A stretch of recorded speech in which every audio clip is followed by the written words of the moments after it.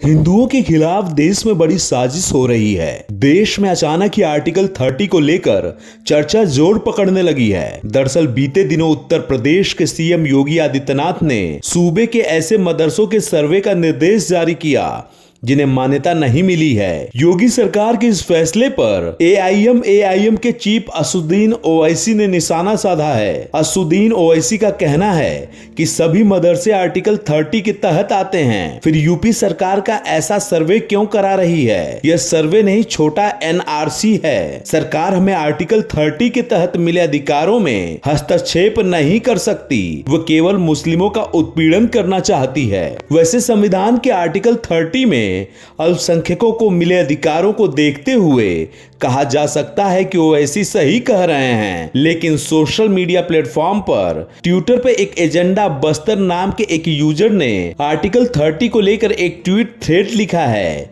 इस Twitter thread में सिलसिलेवार तरीके से बताया गया है कि कैसे आर्टिकल 30 को संविधान में हिंदुओं को कमजोर करने के लिए जोड़ दिया गया था। आइए जानते हैं कि आर्टिकल 30 के बारे में क्या कहता है ये ट्विटर थ्रेड। अब सुनिए कि ट्विटर थ्रेड में उठाए गए सवाल कौन से हैं। एजेंडा बस्तर नाम के इस यूजर ने अपने ट्विटर थ्रेड में लिखा है कि यह थ्रेड हिंदुओं के खिलाफ की गई सबसे बड़ी साजिश के बारे में है। जो काम औरंगजेब और अंग्रेज नहीं कर सके उसे हमारे अपने ही नेताओं ने कर दिया और हिंदू संस्कृति की मृत्युशैया पर लिटा दिया। संविधान के एक आर्टिकल से हिंदू संस्कृति की रीढ़ तोड़ दी गई है। आपने कई बार सुना होगा कि सरकार मदरसों में मिलने वाली शिक्षा पर खर्च कर रही है। मदरसा एक ऐसी जगह है जहां मुस्लिमों को मजहबी शिक्षाएं दी जाती हैं। क्या आपने कभी ये सुना है कि सरकार ने गुरुकुल पर पैसे खर्च किए हैं? इस ट्विटर थ्रेड में आपको इन सवालों के जवाब मिलेंगे। सरकारें मदरसों पर भारी भरकम खर्च करती हैं, लेकिन गुरुकुल को फंड नहीं दे सकती क्योंकि भारत के सभी टॉप स्कूल ईसाई और मुस्लिमों द्वारा चलाए जा रहे हैं। क्यों स्कूल में वेद और गीता नहीं पढ़ाए जा रहे या क्यों नहीं पढ़ाए जा सकते? क्यों हिंदू धर्म अगले 30 सालों में भारत से गायब हो जाएगा? कैसे सरकार एक सुधार कर हिंदुओं को बचा सकती है? इस यूजर ने अगले ट्वीट में लिखा कि हर राज्य का अपना अलग अलग मदरसा बोर्ड होता है और मदरसे में मिलने वाली शिक्षा के लिए फंड होता है। जैसे पश्चिम बंगाल में मदरसा शिक्षा के लिए 5000 करोड़ का फंड रखा गया है और इसी तरह अन्य राज्यों में भी इतना ही या इससे कम फंड रखा गया है। सरकारों के पैसों से चलने वाले इस मदरसों की वजह से मुस्लिम बहुत ही धार्मिक और मजहब के विचारों की जड़ों से जुड़े रहते हैं। लेकिन क्या आप कभी इस बात पर चौंके हैं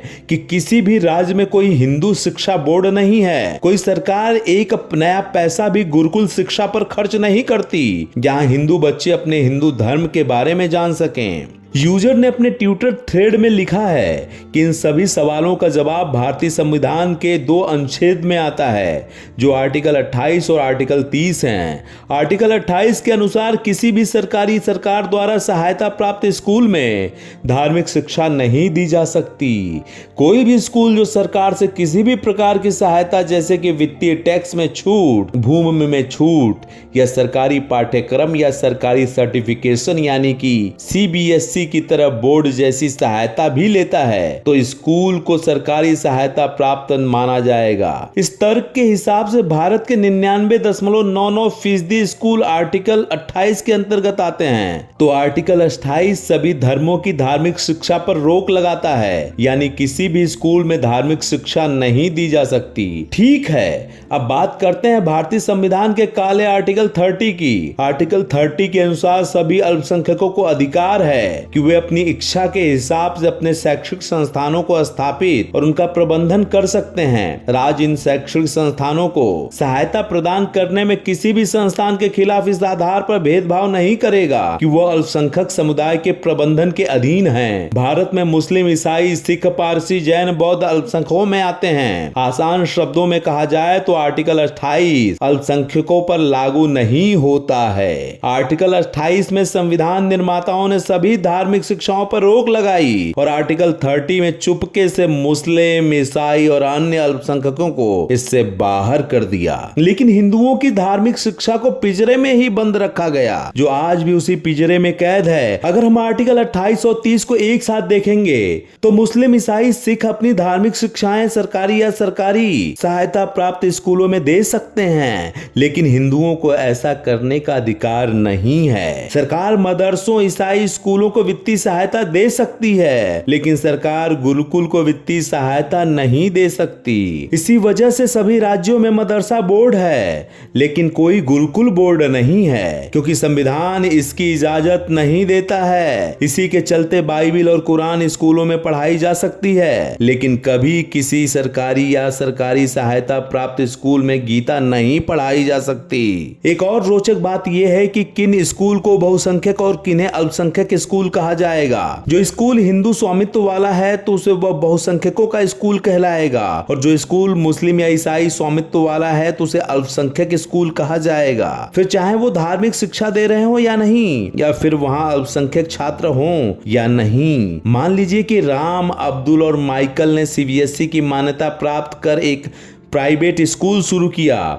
इन तीनों स्कूलों में एक जैसे विषय, पाठ्यक्रम और 100% हिंदू छात्र हैं, तो क्या होगा? अब्दुल और माइकल के स्कूलों को अल्पसंख्यक स्कूलों का दर्जा मिलेगा और वो आर्टिकल 30 के तहत मिलने वाली सभी सुविधाओं का लाभ उठाने के अधिकारी होंगे, जिसका मतलब है कि राम को सरकार की गाइडलाइंस का पालन करना होगा, लेकिन अब्दुल और माइकल को ऐसा करने की जरूरत नहीं है। राम अपने स्कूल में भगवत गीता नहीं पढ़ा सकता, लेकिन अब्दुल और माइकल अपने स्कूल में कुरान और बाइबल पढ़ा सकते हैं, जबकि उनके स्कूल में 100% हिंदू बच्चे हैं। इसका मतलब है कि राम को 25% सीटें राइट टू एजुकेशन एक्ट के तहत आरक्षित करनी होगी, लेकिन यह नियम अब्दुल और माइकल के स्कूल पर लागू नहीं होता। राम को सभी सरकारी गाइडलाइंस का पालन करना होगा, जैसा कि प्रिंसिपल का चुनाव, शिक्षकों की शैक्षिक दायरा, कोटा के तहत 25% सीटें, फ्री स्ट्रक्चर, इंफ्रास्ट्रक्चर, लेकिन माइकल और अब्दुल का यह करने की जरूरत नहीं है। इसी वजह से एक हिंदू के लिए स्कूल चलाना मुश्किल होता है, और भारत में ये अच्छे स्कूलों में से ज्यादातर मुस्लिम या ईसाई धर्म के लोगों के पास होता है। 26 जनवरी 1950 के लिए गणतंत्र दिवस नहीं था, यह हिंदू संस्कृत के लिए गुलामी दिवस था, जिस दिन उन लोगों ने आधिकारिक रूप से हिंदू संस्कृत को संविधान के द्वारा खत्म कर दिया। उन्होंने पूरी शिक्षा व्यवस्था ये अल्पसंख्यकों को दे दी। दुनिया में 200 देश हैं, लेकिन किसी भी एक देश में ऐसे खतरनाक बहुसंख्यक विरोधी कानून नहीं है। मजहबी शिक्षा की वजह से मुस्लिम आज भी मुस्लिम ही है, एक ईसाई आज भी ईसाई ही है, लेकिन हिंदू आज हिंदुओं से ही नफरत करने वाले वो हिंदू बन चुका है। और अगर ये आर्टिकल 28 और 30 संविधान से हटा नहीं दिए गए तो संभव है कि आने वाले 20-30 वर्षों में हिंदू धर्म भारत से गायब हो जाए, और इसकी वजह होगी सभ्यता के ज्ञान का अभाव। सरकार को भारतीय संविधान से आर्टिकल 28 और 30 को रद्द कर देना चाहिए, जिससे बहुसंख्यकों और अल्पसंख्यकों दोनों को ही भारत बढ़ने के लिए एक जैसे समान अधिकार मिल सके, और बहुसंख्यक हिंदुओं और अल्पसंख्यकों के बीच इस संविधान के भेदभाव की कहानी केवल शिक्षा के मामले पर ही खत्म नहीं होती है। हम अभी भी सरकार के इस भेदभाव से बच सकते हैं। हम अभी भी बिना किसी सरकारी सहायता के दुनिया के सर्वश्रेष्ठ हिंदू स्कूल बना सकते हैं, अगर हमारे मंदिर सरकारी नियंत्रण से मुक्त होते, क्योंकि इन मंदिरों के पास बहुत पैसा है। लेकिन जवाहरलाल नेहरू अनुच्छेद 30 पर भी नहीं रुके थे। मंदिरों के लिए कानून बनाकर उन्होंने हमारे मंदिरों पर भी कब्जा कर लिया, लेकिन मस्जिदों और चर्च को नहीं छुआ। अब हमारे पास हिंदू शिक्षा के लिए ना राज्य सरकार का साथ है और ना ही हम मंदिरों से वित्तीय सहायता ले सकते हैं। भारत में मस्जिद और चर्च मुक्त हैं, लेकिन मंदिर नहीं। अल्पसंख्यकों को धार्मिक शिक्षा देने की आजादी है, लेकिन हिंदुओं को ऐसा करने की आजादी नहीं है। अब ये आप ही सोचें, क्योंकि हम तो आपके लिए रिसर्च बेस्ड स्टोरी लेकर आते हैं। हम आपको दोनों पहलू बताते हैं। हम ये नहीं कहते कि आप हमारी बात को सुनो, लेकिन आप बात को सुनो और फैक्ट को जानो, इसके बाद अपने कसौटी पे जरूर कसो। क्या आपको नहीं लगता कि ऐसे स्कूल में जहां कुरान और बाइबिल पढ़ाए जाते हैं और हिंदू के बच्चे रहते हैं तो उनके दिमाग पे क्या असर पड़ेगा, और वो हिंदू के स्कूल जहां पे आप गीता नहीं पढ़ा सकते? तो आपका क्या कहना है कमेंट में जरूर बताएं।